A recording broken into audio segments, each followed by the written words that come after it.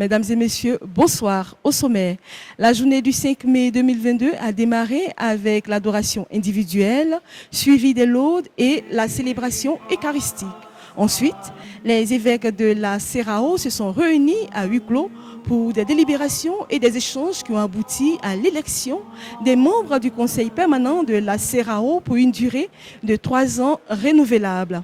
Au sorti de cette rencontre, Monseigneur Alexis Touably de la Côte d'Ivoire a été élu comme président du Conseil permanent de la CERAO et Monseigneur Joseph Afrifa Adjekoum du Ghana et Rossé Lampraka de la Guinée-Bissau comme premier et deuxième vice-président. Effectivement, ce que vous avez appris comme nouvelle est vrai. Ce soir, nous avons procédé aux élections, au renouvellement des instances dirigeantes de la CERAO. La CERAO, c'est la conférence des évêques catholiques de l'Afrique de l'Ouest. Ou bien, pour être plus précis, c'est la réunion des conférences épiscopales de l'Afrique de l'Ouest. Donc, tous mes pères, les évêques de l'Afrique de l'Ouest, ont porté leur choix sur moi pour m'élire président des évêques de l'Afrique de l'Ouest. Alors, mes premières impressions, c'est l'action de grâce à Dieu et en même temps l'étonnement. Pour parler comme un Ivoirien, quand j'ai vu que mon nom revenait à chaque fois, je dis, mais pour parler en bon Ivoirien, je disais, mais ils ont vu quoi sur moi, les gens là. Puis, bon, il y a les cardinaux parmi nous, il y a les archevêques, et j'ai dit, mais les cardinaux sont là, les archevêques sont là. Ils ont vu quoi sur moi, pauvre évêque de campagne, pour me confier une telle responsabilité. Mais dans tous les cas, Dieu est grand, c'est Dieu qui fait ces choses. Alors voilà, donc depuis quelques heures, je suis le nouveau président de la conférence des évêques de l'Afrique de l'Ouest. Je dis merci à Dieu qui permet tout et surtout, je compte sur le soutien de mes frères dans l'épiscopat, notamment mes frères de la conférence des évêques catholiques de Côte d'Ivoire, à qui je dédie cette élection. Parce qu'à travers moi, c'est toute la conférence épiscopale de Côte d'Ivoire qui a été honorée, il faut le dire. Mais nous savons, on dit honor onus. Honor onus en latin. Honor onus, ça veut dire l'honneur implique la charge. Alors c'est un honneur qui rejaillit sur nous tous. Ce qui veut dire aussi que la charge nous incombe à nous tous. Donc je conseille mes frères dans l'épiscopat de Côte d'Ivoire pour m'aider à assumer le moins mal possible ce service d'église. Bon, laissez-moi revenir d'abord de mes émotions avant de...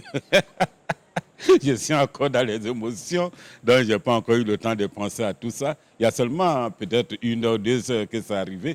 Donc, quand je serai revenu de mes émotions, je pourrai vous dire sous quel signe. Mais je crois que ce n'est pas avec moi que ce service commence. J'ai été pendant 6 ans vice-président de cette institution.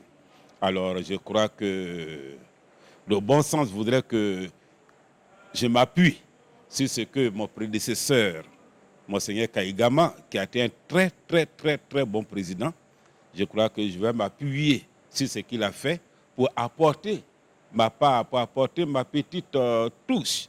Et puis bon, celui qui viendra après moi, lui aussi va s'appuyer sur ce que j'ai fait pour apporter sa touche et ainsi on ira de l'avant. La vie est dans le mouvement, vita in motu, la vie est dans le mouvement et notre institution, la CERAO, doit avancer. Donc chaque président qui arrive, il s'appuie sur ce que l'autre a fait, il apporte sa part et après lui, celui qui veut s'appuie sur lui, il apporte sa part et l'institution avance. Il ne faut pas faire comme si c'est avec soi que tout commençait. Non, je crois qu'il y a déjà un héritage dans lequel il faut s'inscrire. Mais comme j'ai dit, je ne suis pas encore revenu de mes émotions, donc les choses ne sont pas encore très claires dans ma tête. Je crois que l'Église, en tant que mère, a prévu tout. Vraiment, l'Église catholique, c'est une mère. Et comme une bonne maman, elle prévoit tout ce qu'il faut pour la vie de ses enfants. Alors, c'est vrai, il y a de grands défis qui s'imposent à nous, que nous devons affronter. Mais l'Église a prévu tout cela. Il y a la doctrine sociale de l'Église. Et tous ces défis sociaux, ces défis culturels, anthropologiques qui se présentent à nous, l'Église a une manière de les aborder l'Église a une manière de les gérer à travers sa doctrine sociale. Alors les défis qui sont réels, et surtout les défis ne manquent pas en Afrique de l'Ouest, mais nous avons les outils qu'il faut pour les aborder, non pas avec l'esprit de ce monde, mais avec l'esprit de l'Évangile. Parce que c'est ça notre mission, imprégner l'ordre temporel de l'esprit de l'Évangile.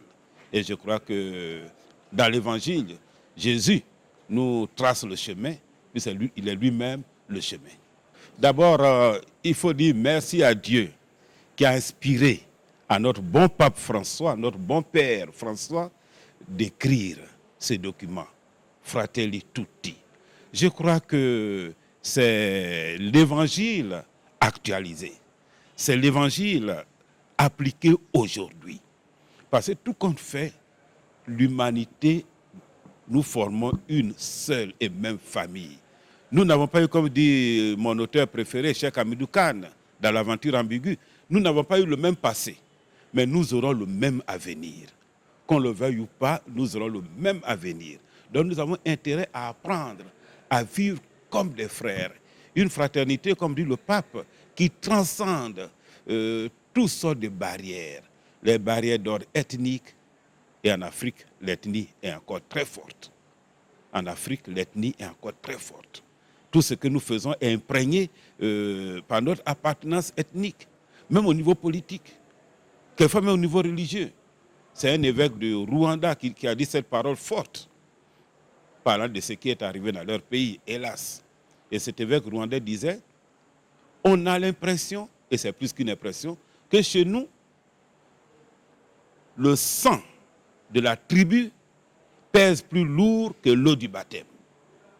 On a l'impression que chez nous, le sang de la tribu pèse plus lourd que l'eau du baptême. Ça veut tout dire. Donc ça veut dire que l'ethnie, c'est encore très fort. En soi, ce n'est pas mauvais. En soi, ce n'est pas mauvais. Au contraire, l'homme doit être situé culturellement.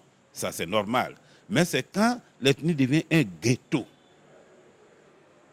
une sorte de prison qui me ferme à l'autre, ah là, ce n'est plus une bonne chose. Donc, Fratelli Tutti nous invite à une fraternité qui transcende les barrières d'ordre ethnique, d'ordre culturel, d'ordre politique, d'ordre religieux.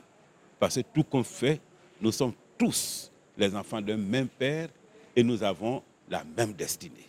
Surtout aujourd'hui, où le monde est devenu un village. La distance a été abolie. Avec le WhatsApp, vous êtes à Tabou, vous parlez avec quelqu'un qui est à Londres et vous voyez. Donc ça veut dire que la distance même est abolie. On parle de village planétaire. Alors dans ce village planétaire, on ne peut qu'être des frères. Alors je crois que c'est à cela que nous invite Fratelli Tutti. Et l'Église doit être justement l'organe, le moteur qui amène les hommes à entrer dans l'esprit de Fratelli Tutti. En tout cas, merci au pape François de nous avoir donné cet évangile actualisé. La prière, c'est de ça qu'on a le plus besoin. Donc, priez pour moi, pauvre pécheur. Priez pour moi, pauvre pécheur. Merci. D'accord. Merci.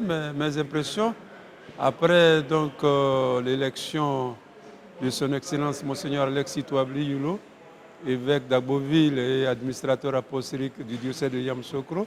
Mais c'est une joie. D'abord, premier sentiment, c'est la joie.